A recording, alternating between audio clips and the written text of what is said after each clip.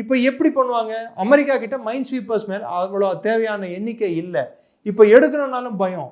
அமெரிக்க போர்க்கப்பல்கள் உள்ள போனாலும் பயப்படுது. அதெல்லாம் போடாத சேனலா பார்த்து அவனையே கூட்டு வந்து வெளியே விடுறது. அலேக்கா அவனுக்கு தெரிஞ்சது நான் எங்க போடலையோ அதை மட்டும் கூட்டிட்டு வந்து காட்டுறேன். போட்டதுல எப்படி இருக்குன்னு எனக்கு தெரியாது. ஸோ இது எப்படிப்பட்ட சூழ்நிலைனா பண்றத பண்ணிட்டான் அர்ஜென்சில. இப்போ அவனுக்கும் தெரியல, பதட்டத்துல. இப்போ அவனுக்கும் தெரியல இது எப்படி முடிச்சு வைக்கணும்னு சொல்லிட்டு. இப்போ அமெரிக்கா உள்ள போச்சுன்னா அமெரிக்காவும் சிக்கிக்கும். So it is going to be a costly affair.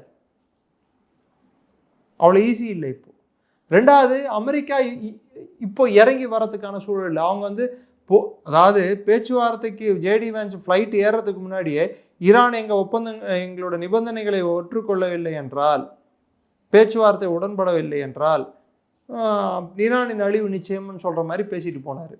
அப்போ நீ போறதுக்கு முன்னாடியே அது நடக்காதுன்னு சொல்லிட்டு தானே போற நீ.